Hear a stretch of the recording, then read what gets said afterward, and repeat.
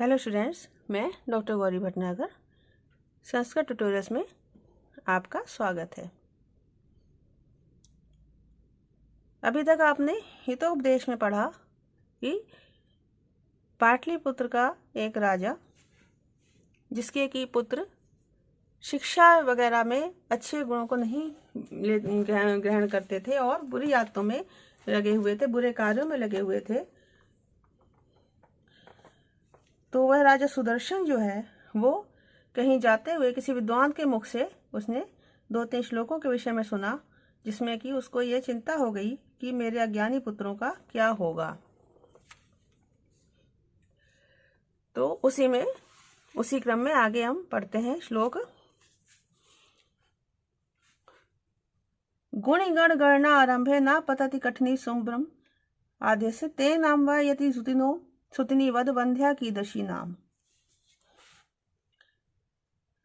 अब वो कहते हैं कि गुणिगण गणना आरंभे, गुणियों के गण में समूहों की गणना आरंभ, गिनती के आरंभ में,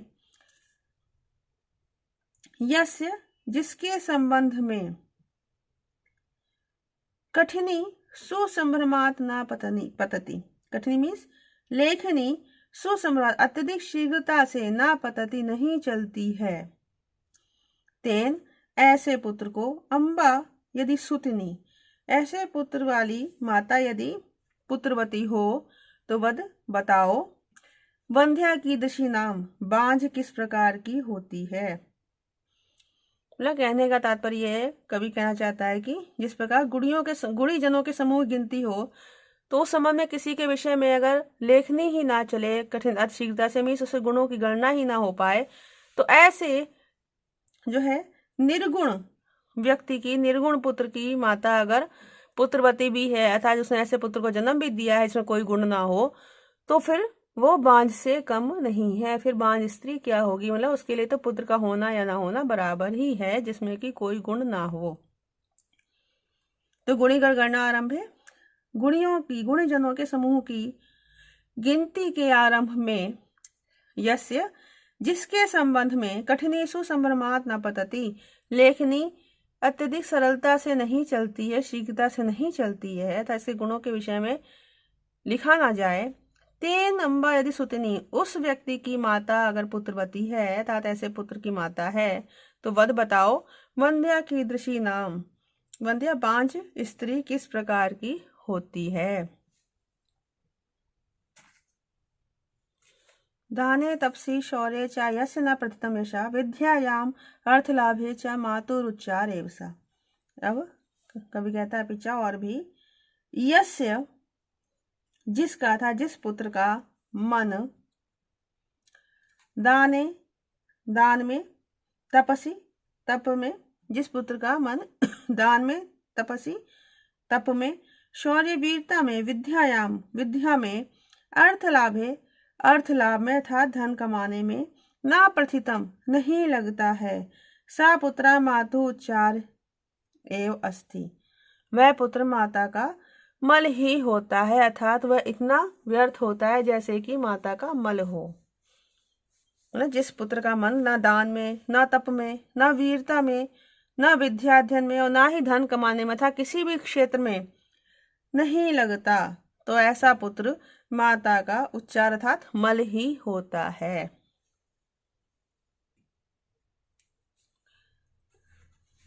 अपरम च और भी, वरम एको गुणी पुत्रो न च मोक्षतान्यपि एक चंद्र तमो हंति न च तारा गणो अपि च। अब वो कहते हैं कि एक गुणी पुत्रा वरम, एक गुणी पुत्र ही श्रेष्ठ है, मूर्खतानि अपि न च वरम, सैकड़ों मूर्खों पुत्र नहीं, अर्थात सैकड़ों मूर्ख पुत्रों की अपेक्षा एक गुणी पुत्र ही श्रेष्ठ है।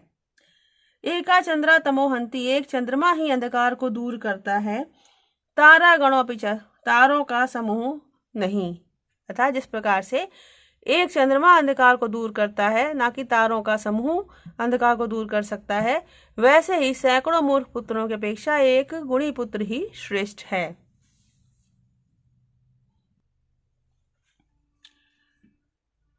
पुण्यतीर्थे कृतं येन तपः क्वापि अति दुष्करम तस्य पुत्र भवेद वश समृद्धो धार्मिका सुधी। कह रहे येन जिस व्यक्ति ने क्वापि पुण्य तीर्थे कहीं भी पुण्य तीर्थ पर अति दुष्करम तपा कृतम अत्यधिक कठिन तपस्या की है, तस्य पुत्रा उसका पुत्र समृद्ध धनी धार्मिक समृद्ध अर्थात धनी धार्मिक सुधी विद्वान वश्य और वश में रहने वाला होता है। अर्थात कवि क्या चाहता है कि जिस भी व्यक्ति ने कोई बड़े अच्छे कर्म किए हैं अर्थात किसी भी पुण्य तीर्थ पर अत्यधिक कठोर तपस्या की है, कठिन तपस्या की है, उसका ही पुत्र वश में रहने वाला समृद्धशाली अर्थात धनी धार्मिक और सुधी अर्थात विद्वान होता है। अर्थात अच्छा पुत्र कहने तात्पर्य यह है कवि का कि गुणी अच्छा पुत्र पाने के लिए अत्यधिक कठोर तप करना पड़ता है।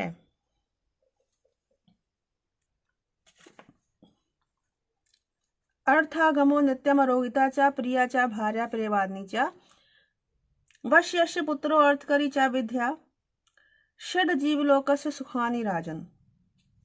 जो कहता है तथा चौक्तम वैसा ही कहा गया है, हे राजन जैसा ही कहा गया है। नित्यम हमेशा, अर्थागमो धन की प्राप्ति होना, अरोगिता रोग रहित होना, मतलब हमेशा धन की प्राप्ति होना, रोग रहित होना, प्रिया चा भार्या प्रियवादिनी चा। अब कहते हैं कि प्रिया चा प्रियवादिनी चा भार्या, प्रिय और प्रिय अच्छा बोलने वाली पत्नी, वश्य पुत्रो वश में रहने वाला पुत्र, अर्थकरी चा विद्या और धन देने वाली विद्या, षड यह 6 वस्तुएं जीवलोकस्य सुखानी इस मनुष्य लोक के सुख हैं, मतलब इस धरती के संसार के सुख हैं। क्या सुख हैं कि सदा धन की प्राप्ति होना, नित्य मतलब धन सदा धन की प्राप्ति होता रहना, अरोगिता रोग से रहित होना, प्रिय और अच्छा बोलने वाली पत्नी होना, वश में रहने वाला पुत्र होना, अर्थकरी चा विद्या और धन देने वाली विद्या, ये 6 से संसार के सुख हैं।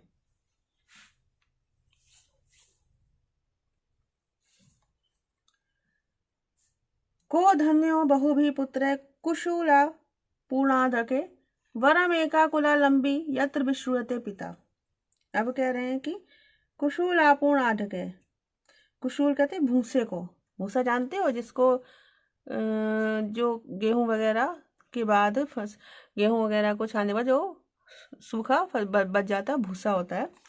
तो कह रहे हैं कुशूल आपूर्ण आढके, भूसे से आपूर्ण भरे हुए आढके धान पात्रों के समान, बहुवी पुत्र का धन्य, अनेक पुत्रों से कौन धन्य होता है। किंतु कुलालंबी कुल का आश्रय अर्थात कुल को सहारा देने वाला, एका वरम एक पुत्र ही श्रेष्ठ है, यत्र पिता विश्रूयते जिसके द्वारा पिता प्रसिद्धि प्राप्त करता है, ख्याति प्राप्त करता है। कहने का तात्पर्य है कि जैसे कि भूसे से भरे हुए धान के पात्र हमारे लिए किसी के लिए भी व्यर्थ है क्योंकि उनमें धान नहीं है बल्कि भूसा भरा हुआ है। तो जैसे कि भूसे से भरे हुए धान के पात्र व्यर्थ हैं, वैसे ही अनेक पुत्रों से कौन सौभाग्यशाली होता है, अर्थात अनेक निर्गुण पुत्रों से कौन सौभाग्यशाली होता है। तो भूसे से भरे हुए धान पात्रों के समान अनेक पुत्रों से कौन भाग्यवान होता है, धन्य होता है, बल्कि कुलालंबी कुल को आश्रय देने वाला एक पुत्र ही श्रेष्ठ होता है।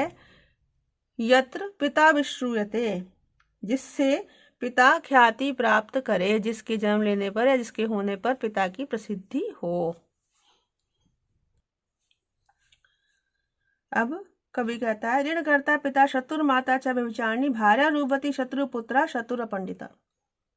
अब कवि कहता है कि ऋण करता पिता शत्रु है, ऋण लेने वाला पिता शत्रु होता है, व्यभिचारिणी च माता और बुरे आचरण वाली माता शत्रु होती है, गलत रास्ते पर चलने वाली माता शत्रु होती है, रूपवती भार्या शत्रु रूपवान पत्नी शत्रु के समान है, पुत्रा अपंडिता शत्रु और अपंडित मूर्ख पुत्र शत्रु होता है।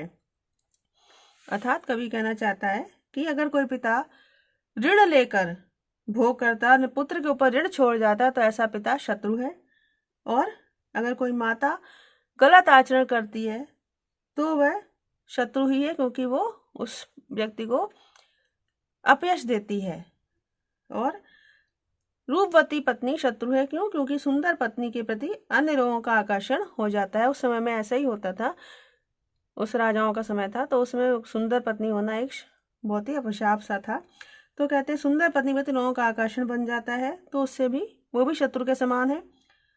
और मूर्ख पुत्र तो शत्रु ही है, क्योंकि वह व्यक्ति को कोई यश नहीं देता, प्रसिद्ध नहीं देता, बल्कि उसके लिए अनेक प्रकार की मुसीबतें ही खड़ी करता रहता है।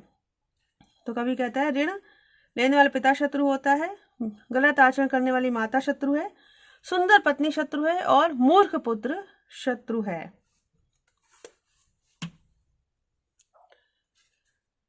यस्य कस्य प्रसूतो अपि गुणवान पूज्यते नरः धनुर्वशं विशुद्धो अपि निर्गुणं किम करिष्यति। अब कवि कहता है यस्य कस्य अपि प्रसूता गुणवान नरा पूज्यते, जिस किसी का भी पैदा किया हुआ गुणों से युक्त मनुष्य पूजा जाता है।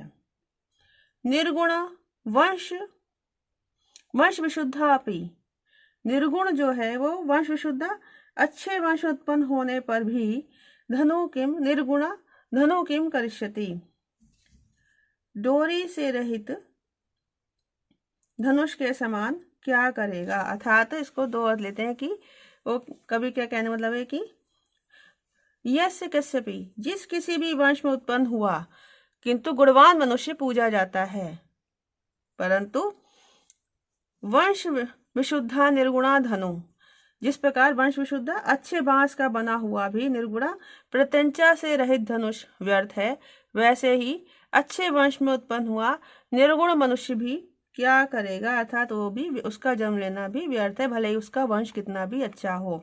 तो कहते हैं कि जिस किसी भी वंश में उत्पन्न हुआ किंतु गुणवान मनुष्य सब जगह पूजा जाता है, परंतु अच्छे वंश में उत्पन्न हुआ निर्गुण मनुष्य क्या करेगा। अर्थात निर्गुण मनुष्य उसी प्रकार व्यर्थ है जिस प्रकार से अच्छे बांस से बना हुआ प्रत्यंचा से रहित धनुष क्या करेगा। अर्थात जिस धनुष में भले ही कितना ही अच्छा बांस लगाओ, परंतु उसे प्रत्यंचा ना हो, डोरी ना हो, तो वह धनुष किस काम का, क्योंकि उसे बाहर चढ़ा के चलाया नहीं जा सकता। वैसे ही अच्छे वंश में उत्पन्न हुआ निर्गुण मनुष्य भी व्यर्थ है, क्योंकि उसमें कोई गुण ही नहीं है। तो भले ही वो किसी भी अच्छे वंश में उत्पन्न हुआ हो, लेकिन उसमें किसी का कोई गुण नहीं है, बुरी आते हैं, तो उसका अच्छा वंश भी क्या करेगा। अनभ्यासे विषम विद्या अजीर्णे भोजनम विषम, विषम सभा दरिद्रस्य वृद्धस्य तरुणी विषम। अब यहाँ कहते हैं कि अनभ्यासे विद्या विषम, अभ्यास न करने पर विद्या विष होती है। अजीर्णे भोजनम विषम, अजीर्ण भोजन ना पचने पर भोजन करना विष होता है। अर्थात पहला भोजन ना पचे और भोजन कर लो तो विष होता है। दरिद्रस्य सभा विषम, निर्धन के लिए सभा विष होती है। वृद्धस्य तरुणी विषम, और किसी वृद्ध व्यक्ति के लिए युवती स्त्री विष के समान होती है। अब यह कवि कह जाता है कि अनभ्यास से विषम विद्या, अभ्यास न करने पर विद्या विष के समान है। अर्थात अगर विद्या पढ़ने का उसका अभ्यास न किया जाए तो वो व्यर्थ है, विष के समान है। तो फिर वो अधूरी रह जाएगी, अगर उसका अभ्यास न किया जाए तो वह जहर के समान, विष के समान हानि पहुंचाएगी। अजीर्ण भोजनम विषम, अजीर्ण ना भोजन के ना पचने पर भोजन कर लेना विष के समान है। अर्थात पहले क्या हुआ भोजन व्यक्ति का ना पचे और फिर वो दोबारा भोजन कर ले तो निश्चित रूप से वो बीमार हो जाएगा, तो वह विष के समान है। दरिद्र से सभा विषम, और दरिद्र व्यक्ति के लिए सभा विषय, अर्थात कोई निर्धन व्यक्ति अगर किसी विद्वान धनवानों की सभा में जाएगा तो अपने वेशभूषा से, वस्त्र आदि से हास्य का पात्र ही बनेगा, तो इसलिए निर्धन के लिए सभा विष है। वृद्ध से तरुणी विषम, वृद्ध व्यक्ति के लिए तरुणी युवती स्त्री विषय। क्यों? अगर किसी वृद्ध पुरुष की किसी युवती से विवाह हो जाता है तो निश्चित रूप से अन्य किसी को आकर्षित हो जाती है, इसलिए वृद्ध व्यक्ति के लिए तरुणी स्त्री युवती स्त्री विष के समान है। हा पुत्रक नाधीतम कथासु एतासु रात्रिषु तेन त्वं विदुषां मध्ये पंक्तिः गौरी सीदसि। हा पुत्र, अरे हा पुत्र, एतासु गतासु रात्रिषु, इन बीती हुई रात्रियों में तुम्हारे द्वारा न अधीतम, यदि अध्ययन नहीं किया गया, तेन तो इस कारण से तुम विदुषाम मध्य, तुम विद्वानों के बीच में पंके गौइव सीदसी, कीचड़ में गाय के समान दुखी हो रहे हो। अर्थात कह रहे हैं कि अरे पुत्र, अगर इन बीती हुई रात्रियों में तुम्हारे द्वारा पढ़ा नहीं गया है तो इस कारण तुम विद्वानों के बीच में वैसे ही दुखी हो रहे हो जैसे कि कीचड़ में फंसी हुई कोई गाय दुखी होती है। अर्थात अगर कोई व्यक्ति बिना पढ़े लिखे अपना समय व्यतीत कर देता है तो वो मूर्ख ही रह जाता है और फिर विद्वानों के बीच में वैसे ही जाकर दुखी होता है जैसे कीचड़ में फंसी हुई गाय दुखी होती है, वो निकल नहीं पाती और दुखी होती रहती। उसी प्रकार से विद्वानों के सामने गया मनुष्य वहां से उठ भी नहीं सकता और उनकी बातों में रस भी नहीं ले सकता, तो इस प्रकार से वो दुखी होता रहता है। तत्कथम इदानीम एते मम पुत्र गुणवंता क्रियता। तो राजा सुदर्शन सोचता है तो अब किस प्रकार से मेरे पुत्र गुणवान बनाए जाएं, क्योंकि आहार निद्रा भय मैथुन च सामान्य में पशु भी नराणाम धर्मो ही तेषाम अधिको विशेषो धर्मेण हीना पशु भी समाना। अब कहते हैं आहार निद्रा भय मैथुनम च, आहार भोजन करना, निद्रा सोना, भय डरना और मैथुनम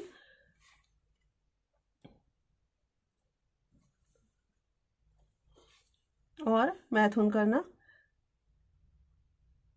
एतद नराणाम पशु भी सामान्यम, ये मनुष्यों में और पशुओं में समान ही आचरण होता है ही, क्योंकि तेषाम धर्मा विशेषाधिका, उनमें अर्थात मनुष्यों में निश्चित रूप से धर्म ही अधिक विशेष, निश्चित रूप से उनमें मनुष्यों में धर्म ही विशेष होता है, अधिक विशेष होता है। धर्मेण हीना पशु भी समाना, तो धर्म से हीन मनुष्य पशु के समान ही है। फिर से देखें, आहार भोजन करना, सोना, डरना और मैथुन करना, ये नराणाम पशु भी सामान्यम, ये मनुष्यों और पशुओं में एक समान ही आचरण होता है ही, निश्चित रूप से धर्मम तेषाम अधिका विशेषा, धर्म ही उनमें अर्थात पशुओं में अधिक विशेष है। तो धर्म से रहित मनुष्य पशु के समान ही होता है, अर्थात मनुष्यों को पशुओं से धर्म ही अलग करता है, अलग रूप देता है। तो जिसके पास जो धर्म को नहीं मानता अर्थात धर्म का आचरण नहीं करता, ऐसा मनुष्य पशुओं के समान ही होता है। फिर मनुष्य पशु में कोई अंतर नहीं रह जाता। इस वीडियो में इतना ही। साथ बने रहने के लिए धन्यवाद।